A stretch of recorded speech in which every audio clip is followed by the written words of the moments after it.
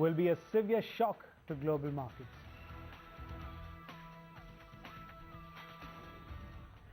Okay, now for more on all of this, let's go straight across to New York, where we're joined by John Dunham, who's managing partner at John Dunham and Associates. He joins us live on the show from New York with his perspective on this story. Now, what kind of a compromise do you believe lawmakers will finally make? Do you believe there is a middle road, John? Well, that's a really difficult question to think about a middle road. I think there's almost a complete worldview difference between the Republicans in the House and the president's economic team.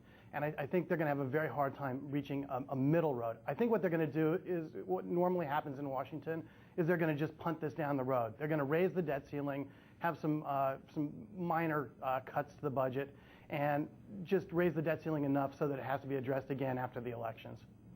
Right, John, but do you believe the U.S. will indeed attempt a technical default on a scale of 1 to 10? Where would you be placed? 0. The United States doesn't need to default on any of its obligations, and it won't. What will likely happen if an agreement can't be reached, and I do think an agreement will be reached, is that there'll be some change in obligations to maybe Social Security recipients or government pension recipients, but there's no possible way that the United States is not going to pay its bonds and its notes and the interest payments that are due. Sure, John, but even if Congress agrees on raising the debt limit, doesn't it only signal a worsening of the U.S.'s finances? Because obviously, raising the debt limit cannot by itself be a good thing for the country's credit rating. Yeah, that's a really, really important question. The debt limit itself is a technical thing, and that's really more just internal politics. The issue that's happening in the United States is that there's been this huge transfer of debt from the private sector to the public sector. And that wouldn't be necessarily a bad thing, considering the government can get really, they're getting negative interest rates right now. The problem is that all of that money, instead of being invested in capital, in infrastructure, in goods for the future, has been invested in current spending. So it's just like a person borrowing on their credit card to buy groceries. It just doesn't make sense. And that I think is a big opportunity that's been lost.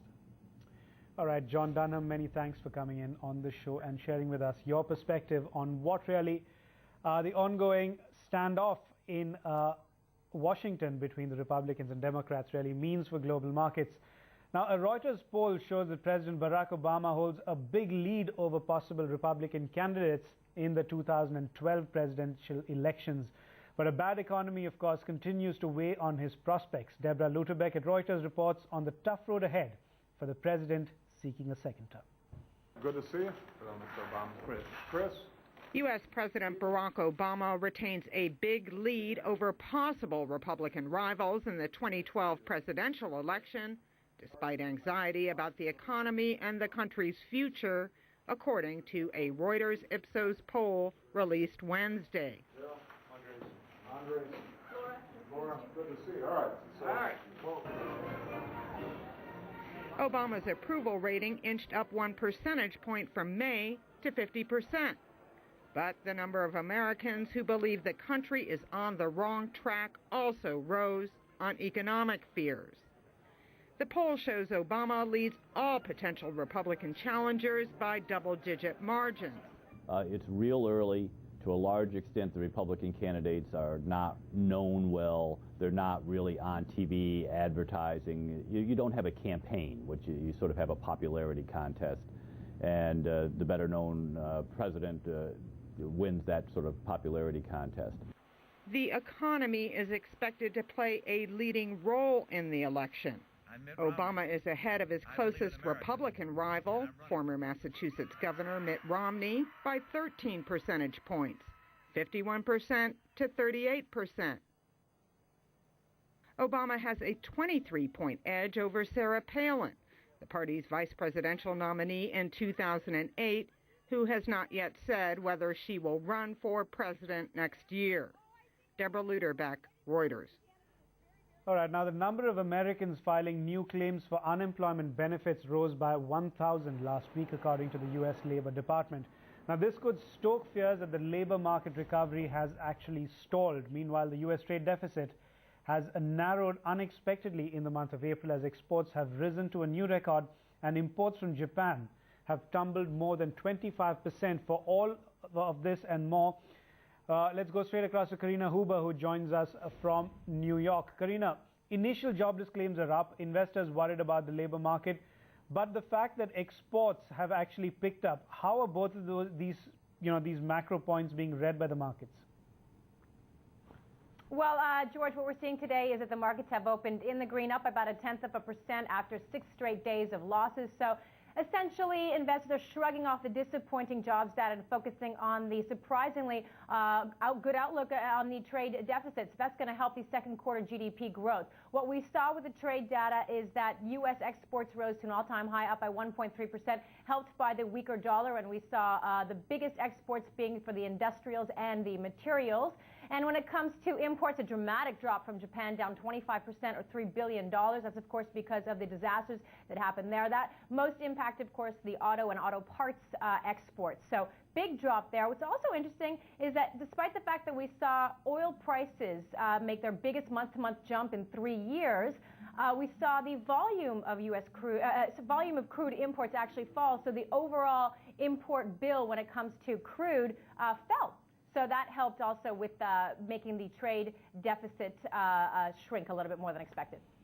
Okay, Karina Huber, thanks very much for coming in with that check on those two big macro numbers that actually came to the market and what the impact of that really on trading today is going to be. Now, the European Central Bank today held interest rates steady at 1.25% as expected, but pulled the trigger on a possible rate hike in July. President Jean-Claude Trichet said there may be a hike at the next meet, but did not commit to doing so. Trichet also said he did not signal any pace of rate hikes, but from his speech, it is clear that containing inflation is the top priority of the European Central Bank.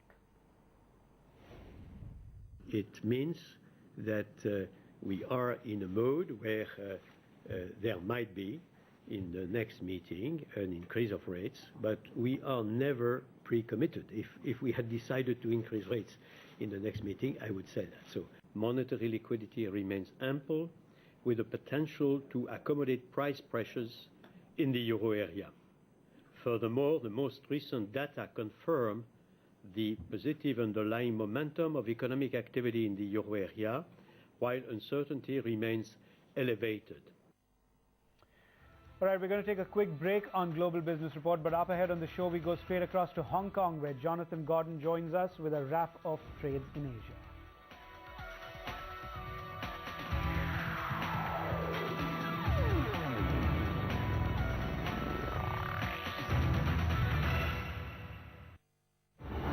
This show brought to you by Binani Cement, Sadiyon ke liye. Reed and Taylor, bond with the best.